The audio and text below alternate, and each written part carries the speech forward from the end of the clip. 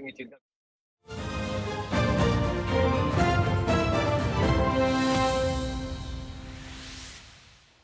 Pemirsa, mulai 6 Juni 2022, pemerintah Provinsi DKI Jakarta memperluas penerapan sistem ganjil genap di 25 titik ruas jalan di Jakarta. Hingga 5 Juni mendatang, Dinas Perhubungan DKI Jakarta bersama Ditlantas Polda Metro Jaya akan sosialisasi perluasan aturan ganjil genap Jakarta kepada para pengguna jalan.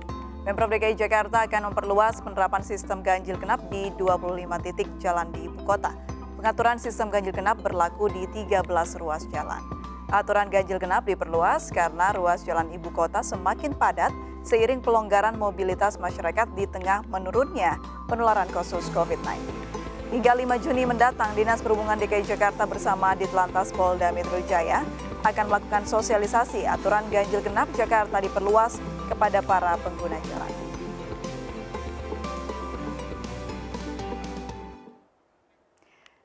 Lalu pemirsa, seperti apa sosialisasi dan mekanisme penerapannya? Sudah bergabung bersama kami Kombes Pol Sambodo Purnomo Yogo, Dirlantas Polda Metro Jaya, dan juga Pak Syafrin Liputo, Kepala Dinas Perhubungan DKI Jakarta. Selamat sore, Assalamualaikum Bapak-Bapak. Selamat sore, Mbak. Waalaikumsalam warahmatullahi wabarakatuh. Baik. Mbak April. Terima kasih sudah bergabung bersama kami. Saya mau ke Pak Syafrin terlebih dahulu. Pak Syafrin, ini apa pertimbangan ada yang perluasan titik ganjil genap diberlakukan kembali? Ini mengingat pandemi COVID-19 belum berakhir.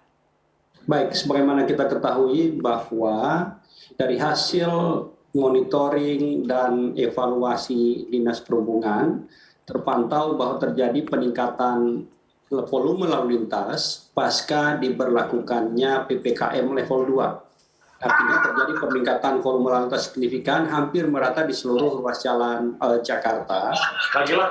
Dan dari hasil pengamatan tersebut terlihat bahwa pasca libur Lebaran terjadi lagi peningkatan volume lalu lintas. Kita pahami pada sebelum Lebaran jumlah volume lalu lintas pada saat kami melakukan perhitungan itu total di 18 titik sekitar 2.091.000 kendaraan, dan artinya ini sangat tinggi. Pasca Lebaran terjadi penambahan sehingga totalnya menjadi lebih kurang 2.222.000 kendaraan per hari. Dan tentu hal ini harus dilakukan pengaturan sehingga mobilitas masyarakat yang menjadikan pergerakan ekonominya tinggi itu lebih efisien. Oleh sebab itu dari hasil evaluasi dan koordinasi dengan seluruh stakeholders termasuk dengan Pak Dirlantas, kami sepakat bahwa untuk kembali perluasan ganjil genap, penerapan kembali ganjil genap secara menyeluruh sebagaimana diatur dalam peraturan Gubernur nomor 88 tahun 2019 kita berlakukan. Tentu saat ini masih dalam tahap sosialisasi dan rencana tentu mulai tanggal 6 Juni ini akan diberlakukan.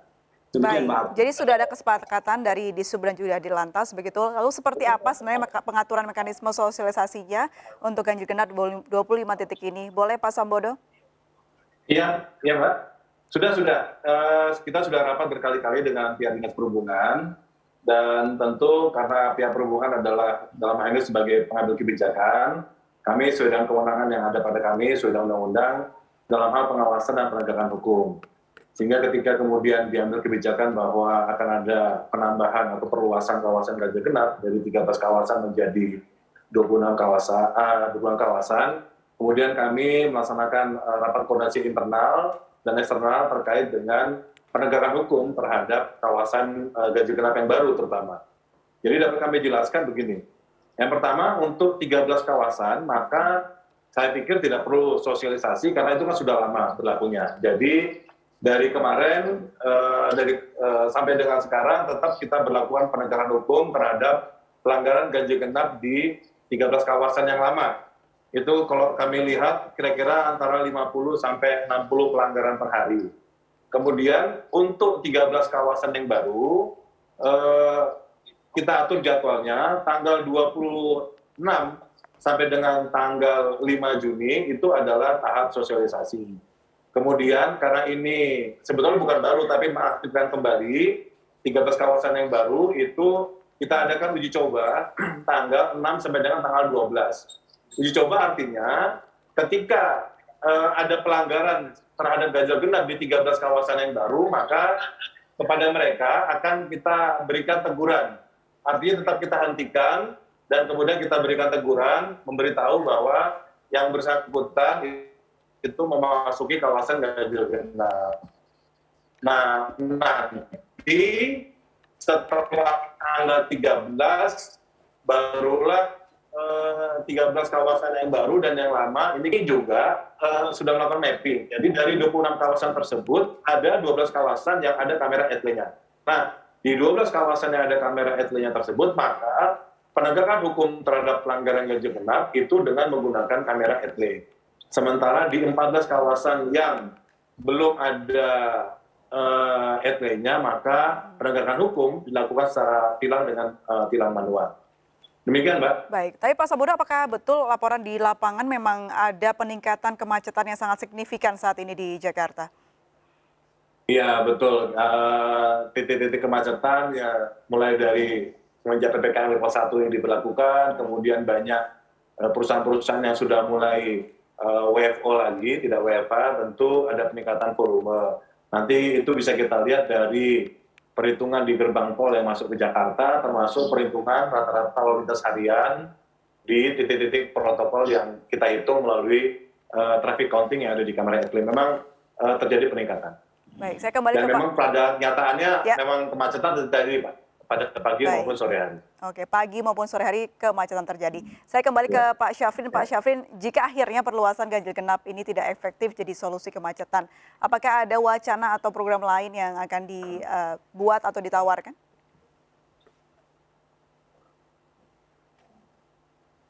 Tentu pemberlakuan ganjil genap ini merupakan salah satu strategi kebijakan yang diambil oleh pemerintah Provinsi DKI Jakarta dari berbagai kebijakan di sektor transportasi. Nah, tentu evaluasinya akan selalu menerus dan menyeluruh dilakukan. Kebijakan yang diambil selain ganjil genap tentu ada beberapa hal lain yang diambil oleh Pemprov DKI Jakarta seperti manajemen perparkiran. Ini juga kombinasi dilakukan secara bertahap, termasuk di dalamnya upaya peningkatan kualitas dan kuantitas layanan angkutan umum massal Jakarta, sehingga pada saat masyarakat akan memilih untuk tidak menggunakan kendaraan pribadi, sudah tersedia layanan angkutan umum yang sesuai dengan standar pelayanan minimum yang ditetapkan. Nah, untuk pembatasan lalu lintas sendiri, sebagaimana kita ketahui ada beberapa tahapan yang bisa dilakukan. Nah, saat ini kita sudah berada pada tahapan kedua dari sistem pembatasan lalu lintas. Nah, Pemprov DKI Jakarta juga terus menyiapkan yang namanya strategi electronic road pricing atau dengan pola sistem pengendalian lalu lintas berbayar.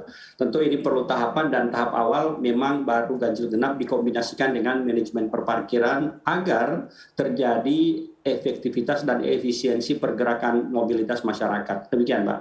Baik, saya kembali ke Pak Sambodo. Pak Sambodo, bicara soal kemacetan di Jakarta. Kalau bisa kita bicara soal tren atau datanya, seperti apa sih Pak laporannya dalam beberapa bulan terakhir ini atau minggu terakhir ini?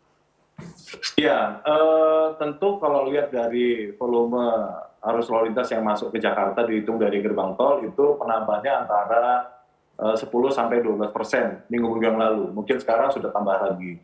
Kemudian dari titik kepadatan, beberapa titik yang kemarin tidak padat, sekarang padat sekali. Itulah sebabnya kemudian kami juga kemarin sudah melaksanakan rapat internal, dan tentu kita akan hasil rapat itu memutuskan bahwa penambahan ganjil genap ini akan kita evaluasi dalam 3 bulan. Kalau kemudian dalam 3 bulan itu ternyata malah menimbulkan kemacetan di titik-titik yang jadi jalur alternatif dari masyarakat, tentu kita akan evaluasi apa titiknya dikurangi atau titiknya dipindah kawasan-kawasannya. Tentu ini nanti kan kita akan laksanakan rapat bersama dengan perhubungan. Ini saya mohon maaf, lagi di Ancol nih Mbak, di Formula E. Lagi ngecek kesiapan pengamanan untuk hari tanggal 4 nanti. Siap, terima kasih sudah bergabung Pak Sambodo. Kita lanjutkan kembali dialog kita. Saya mau ke Pak Syafrin lagi. Kalau kita bicara soal solusi mengatasi kemacetan, ini kan bisa mempercepat atau dibuat nyaman ketersediaan transportasi publik. Namun yang kita ketahui saat ini masih dalam masuk pandemi COVID-19. Apakah ada solusi di tengah kegalauan ini, Pak Syafrin? Baik, tentu kita dari Pemprov DKI Jakarta setelah ada penetapan PPKM level 2, bahkan kemarin sudah ditetapkan Jakarta dan sebagian besar area Bodetabek itu masuk dalam PPKM level 1. Untuk layanan angkutan umum kami sudah menerapkan prinsip kapasitas 100% dan terus dilakukan evaluasi. Nah, pada saat diterapkan ganjil genap pada 25 ruas jalan yang ada sesuai dengan Pergub 88 2019, maka seluruh layanan angkutan umum yang ada sebelum pada saat pandemi berlaku ini juga akan direaktivasi. Termasuk di dalamnya untuk layanan Transjakarta dari hinterland Bekasi, dari hinterland Jakarta seperti Bekasi, Depok, dan sebagian Bogor, Tangerang, ini juga akan direaktivasi. Sehingga masyarakat yang dari Bodetabek memiliki pilihan alternatif angkutan umum lain selain KRL tentunya. Paralel dengan itu, kami juga menyiapkan lokasi-lokasi park and ride yang ada di wilayah Pemprov DKI Jakarta dan berbatasan dengan Bodetabek tentunya seperti Terminal Kalideres, juga di area di Ragunan, dan juga di PGC Cililitan. Ini yang menjadikan masyarakat dari luar bisa kemudian parkir di lokasi-lokasi park and ride atau bahkan di Lebak Bulus, kemudian mereka bisa melanjutkan dengan layanan angkutan umum. Pemprov telah memberikan insentif, bahkan bagi masyarakat yang akan parkir di area-area park and ride, mereka cukup membayar 5.000 per hari. Jadi mereka tidak dikenakan tarif progresif, 5.000 per hari, dan langsung mereka bisa melanjutkan dengan layanan angkutan umum sehingga mobilitas mereka menjadi efisien dan tentu akan lebih produktif dalam melakukan aktivitas sehari-hari. Baik, sudah disiapkan sebegitu matang begitu ya perencanaannya. Terakhir pertanyaan untuk Bapak-Bapak sekalian, apa sih Pak kunci keberhasilan untuk bisa mengurai kemacetan yang bertahun-tahun menjadi PR di Jakarta ini? Boleh dari Pak Sambodo terlebih dahulu. Iya, kemacetan itu terjadi karena kapasitas jalan yang tidak sebanding dengan volume kendaraan. Oleh sebab itu untuk mengurangi kemacetan tentu ada dua hal yang bisa kita lakukan. Pertama, mengurangi volume yang akan melewati suatu jalan. Yang kedua adalah meningkatkan kapasitas jalan. Nah tentu untuk mengurangi volume ada banyak cara. Salah satunya dengan ganjil genap ini bisa mengurangi volume. Ada ERP, mungkin nanti yang kita buat one way, ada pembatasan lalu lintas supaya tidak terjadi mixed traffic. Mungkin ada jalur yang hanya bisa dilewati oleh kendaraan, tidak dengan sepeda motor dan sebagainya. Kemudian untuk penambahan volume, kapasitas jalan, jadi tentu kita mendukung atau menyarankan kepada Pemprov untuk menambah underpass, kemudian jalan layang dan sebagainya, ini dalam rangka untuk meningkatkan kapasitas jalan, selain kami menempatkan anggota di titik-titik yang memang terjadi kepadatan pada pagi maupun sore hari, dengan menambah plotting anggota di titik-titik kemacetan tersebut. Demikian, Mbak. Baik, terima kasih Pak Sambodo. Boleh terakhir Pak Syafrin? Baik, tentu yang paling utama di sini adalah selain kami melakukan pengaturan dan pengawasan bersama-sama dengan rekan-rekan kepolisian agar mobilitas warga itu menjadi efisien, yang lebih utama lagi tadi oleh Pak Sambodo disampaikan tentu perbaikan sarana prasarana ini akan terus dikebut, serta adanya kesadaran masyarakat. Kami dari pemerintah Provinsi DKI Jakarta dan juga rekan-rekan dari kepolisian, dalam hal ini komandannya Pak Sambodo, tentu sudah melakukan upaya terus-menerus agar masyarakat disiplin dalam berlalu lintas. Tetapi kemudian begitu ada pengaturan, kami harapkan masyarakat secara sukarela taat kepada aturan dalam bermobilitas, sehingga keseluruhannya bisa melakukan mobilitas secara efektif dan efisien. Demikian, Mbak. Baik, jadi intinya sudah disiapkan sematang mungkin, baik dari Dishub dan juga sama satu lagi, Mbak, perbaikan. Boleh ada lagi satu, silakan Pak Sambodo. Perbaikan transportasi publik, karena ini akan memindahkan moda transportasi dari kendaraan pribadi kepada kendaraan angkutan umum. Ini saya rasa juga cukup penting. Perbaikan transportasi publik, kira-kira ini memakan waktu berapa lama, Bapak? Mungkin Pak Syafrin ada jawaban. Ya, untuk layanan angkutan umum tentu Pemprov DKI Jakarta melalui program Jaklingko telah menyiapkan, tadi saya sebutkan, lebih kurang ada 267 trayek angkutan umum yang ada saat ini, khusus angkutan jalan, sudah ditambah lagi dengan MRT, LRT, dan KRL tentunya dari Jabodetabek. Kita harapkan ini akan memperkuat layanan angkutan umum massal Jakarta, ditambah dengan integrasi yang terus dimasifkan. Sebentar lagi kita akan meluncurkan integrasi tarif layanan angkutan umum. Tentu kita harapkan dengan pola ini masyarakat akan dimudahkan. Bahkan nantinya akan ada aplikasi Jaklingko yang akan memprediksi atau memproyeksi pergerakan masyarakat yang bersangkutan bisa menilai jika menggunakan kendaraan pribadi berapa lama waktu yang dibutuhkan, dan jika menggunakan kendaraan umum itu seperti apa waktu yang dibutuhkan. Tentu keseluruhannya kita terus melakukan improvement terhadap ini. Demikian, Mbak. 5 tahun, 10 tahun lagi terlalu lama Pak, atau dalam waktu dekat bisa terrealisasi? Dalam waktu dekat untuk integrasi tarif, saat ini kami menunggu persetujuan dari Dewan Perwakilan Rakyat Daerah, dan kita harapkan sudah bisa disetujui dalam waktu dekat sehingga implementasinya oleh Pemprov DKI Jakarta bisa disegerakan. Baik, jadi sudah ada konsep yang begitu matang untuk bisa memfasilitasi masyarakat untuk beralih ke publik transportasi, gunanya untuk mengurai kemacetan di Jakarta. Kita harapkan masyarakat juga ikut membantu menyukseskan bagaimana program-program yang sudah dijalankan oleh Bapak-Bapak ini bisa terrealisasi sesuai dengan tujuannya. Pak Sambodo Purnomo Yogo, Kombes Pol Sambodo Purnomo Yogo di Lantas Polda Metro Jaya, dan juga Pak Safrin Liputo, Kepala Dinas Perhubungan DKI Jakarta. Terima kasih banyak sudah bergabung bersama kami. Salam sehat selalu Bapak-Bapak, selamat melanjutkan kegiatan masing-masing. Selamat sore. Sore. Pemirsa, kami akan segera kembali usai jeda berikut ini, tetaplah di MNC News.